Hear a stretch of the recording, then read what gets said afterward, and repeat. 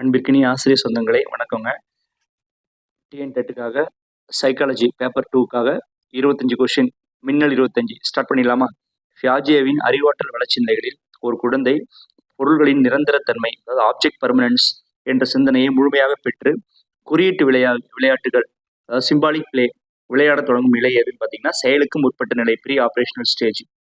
வைகாட்ஸ்கியின் சமூக கலாச்சார கோட்பாட்டின்படி ஒரு குழந்தை தனியாக செய்ய முடியாத ஒரு செயலை ஒரு பெரியவரின் அல்லது திறமையான சக மாணவரின் துணையோடு செய்ய முடியும் எல்லை எவ்வாறு அழைக்கப்படுகிறதுனா அண்மை வளர்ச்சி மண்டலம், ஜோன் ஆஃப் ப்ராக்சிமட் டெவலப்மெண்ட், ZPDன்னு சொல்லுவாங்க. கானின் கற்றல் படிநிலை கோட்பாட்டின்படி, காக்னேவின் கற்றல் படிநிலை கோட்பாட்டின்படி மிக உயர்மட்ட கற்றல் நிலை வந்து பிரச்சனைக்கு தீர்வு காண்பது, ப்ராப்ளம் சால்விங் தான்.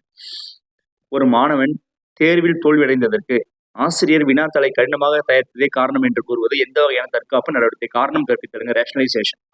கில்போர்ட்டின் நுண்ணறிவு அமைப்பு கோட்பாட்டில், அதாவது எஸ்ஐ மாடல்னு சொல்லுவாங்க, செயல்பாடுகள் பிரிவின் கீழ் வராத ஒரு காரணி பொருள் அடக்கம். அப்ப வர்றதெல்லாம் என்னென்ன? நினைவாற்றல், குவி சிந்தனை, மதிப்பீடு, இது மூணுமே அதுல வருது. Memory, convergent thinking and evaluation.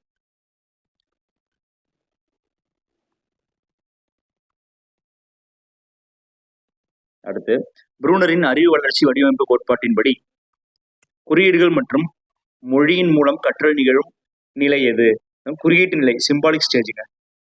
தாண்டேக்கின் கற்றல் விதிகளில் ஒரு செயலை செய்ய ஆயத்தமாக இருக்கும் பொழுது அதை செய்ய அனுமதிப்பது மகிழ்ச்சியை தரும் என்று கூறும் விதி வந்து ஆயத்த விதிங்க, லாஸ் ஆஃப் ரெடினஸ். எரிக்சனின் சமூக உளவியல் கோட்பாட்டின்படி 12 முதல் 18 வயது வரையிலான பருவத்தினருக்கு ஏற்படும் முக்கிய நெருக்கடி, அந்த கிரைசிஸ், இந்த ஏஜ் மட்டும் பார்த்துங்க, 12 இருந்து 18 வரைக்கும் பார்த்தீங்கன்னா அவங்களுக்கு இருக்கிறது ஐடென்டிட்டி வர்சஸ் ரோல் கன்ஃபியூஷன், அடையாள குழப்பம் மற்றும் தனித்துவம். அவர் மொத்தம் 8 ஸ்டேஜ் இருக்கு. 8 ஸ்டேஜ்ல இதமான காரணிகள் இருக்கும், அதை பார்த்துக்கோங்க. இங்கிலீஷ்ல கூட பார்த்துக்கோங்க, ஈஸியா. ஸ்கின்னரின் செயல்பாட்டு நிபந்தனை கோட்பாட்டில், அதாவது ஆப்பன் கண்டிஷனிங், ஒரு விரும்பத்தகாத தூண்டலை அகற்றுவதன் மூலமாக ஒரு குறிப்பிட்ட நடத்தை மீண்டும் நிகழும் வாய்ப்பை அதிகரிப்பது எவ்வாறு அழைக்கப்படுகிறது அப்படின்னு பார்த்தீங்கன்னா எதிர்மறை வலுவூட்டல், நெகட்டிவ் ரீஇன்ஃபோர்ஸ்மெண்ட். கோல்பர்க்கின் ஒழுக்க வளர்ச்சி கோட்பாட்டில் சமூகத்தின் சட்டத்திட்டங்களுக்கும் விதிகளுக்கும் கட்டுப்பட்டு நடப்பது எந்த நிலையை சார்ந்தது? மரபு நிலைங்க, கன்வென்ஷனல் ஸ்டேஜ். மொத்தம் ஒரு 3 ஸ்டேஜ் சொல்லியிருப்பாரு. கன்வென்ஷனல், அதாவது ஃபர்ஸ்ட் ப்ரீ கன்வென்ஷனல், அப்புறம் கன்வென்ஷனல் ஸ்டேஜ், அப்புறம் போஸ்ட் கன்வென்ஷனல் ஸ்டேஜ். ஆளுமையை அளவிடுவதற்கான பொருளறிவோடு இணைத்தறி சோதனை, தீமேட்டிக் அப்ரிசியேஷன் டெஸ்ட், T18 சொல்லுவாங்க. யாரால் உருவாக்கப்பட்டதுன்னா முர்ரே அண்ட் மார்கன். ஒரு நபர் புதிய சூழ்நிலைக்கு ஏற்ப நெகிழ்வுத்தன்மையுடன் சிந்தித்து பிரச்சனைகளுக்கு தீர்வு காணும் உள்ளார்ந்த திறனை காற்றல் எவ்வாறு அழைக்கிறார் பார்த்தீங்கன்னா திரவ நுண்ணறிவு, ஃப்ளூயிட் இன்டெலிஜென்ஸ். கற்கும் திறனில் குறைபாடு உள்ள ஒரு குழந்தைக்கு, அதாவது லேர்னிங் டிசபிலிட்டி ஒரு குழந்தை, எழுத்துக்களை மாற்றி எழுதுதல் மற்றும் படிப்பதில் சிரமம் இருந்தால் அக்குழந்தை எதனால் பாதிக்கப்படும்? டிஸ்லெக்சியாங்க. கார்டனரின் பன்முக நுண்ணறிவு கோட்பாட்டின்படி கவிகள், எழுத்தாளர்கள் மற்றும் சிறந்த பேச்சாளர்கள் கொண்டுள்ள நுண்ணறிவு மொழியியல் நுண்ணறிவு.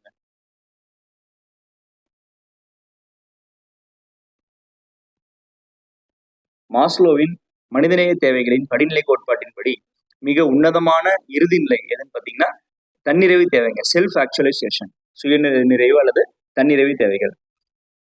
ஒரு குழந்தை ஒரு குறிப்பிட்ட தூண்டலுக்கு கற்றுக்கொண்ட துலங்களை அத்தூண்டலை ஒத்த பிற தூண்டல்களுக்கும் வெளிப்படுத்துவது எவ்வாறு அழைக்கப்படுகிறது பார்த்தீங்கன்னா தூண்டல் பொதுமைப்படுத்துதல், ஸ்டிமுலஸ் ஜெனரலைசேஷன்.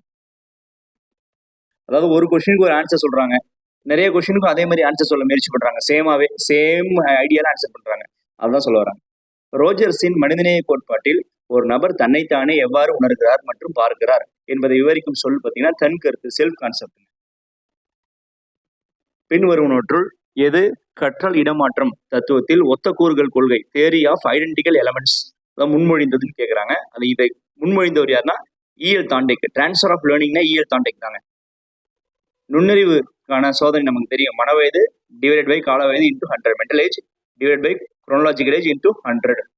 ஆக்கப்பூர்வ சிந்தனையின், அதாவது கிரியேட்டிவ் திங்கிங் 4 முக்கிய நிலைகள் என்னென்ன?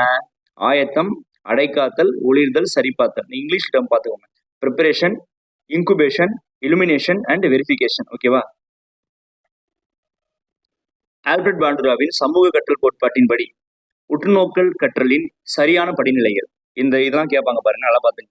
அதாவது கவனம், தக்க வைத்தல், செயல் வடிவம், ஊக்கம். இதுக்கு முன்னாடி கேட்டிருக்கிறாங்க. Attention, retention, reproduction, motivation. நம்ம மோட்டிவேஷனை கொண்டு போய் என்ன பண்ணுவோம்? ஃபர்ஸ்ட் தூக்கி போட்டுருவோம். மோட்டிவேஷன் வந்து என்னைக்குமே லாஸ்ட் தான்.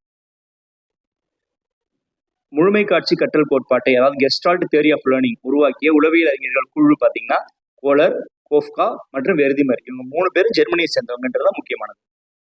வகுப்பறையில் ஒரு மாணவனின் நடத்தையை ஆழமாக ஆராய்ந்து அவனது தனிப்பட்ட பிரச்சனைகளுக்கு தீர்வு காண உதவும் மிகச்சிறந்த உளவியல் முறை தனியால் ஆய்வு முறைங்க, கேஸ் ஸ்டடி மெத்தட்.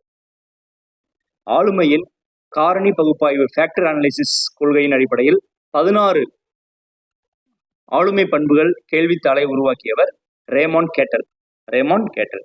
கற்றலின் மறதி வளைகோடு பற்றிய சோதனைகளை முதலில் செய்து மறதிக்கான தத்துவங்களை விளக்கியவர் ஹெர்மன் ஹெஃபிங்காஸ். நன்றி நண்பர்களே, அடுத்த வீடியோவில் சந்திக்கலாம். தேங்க்யூ.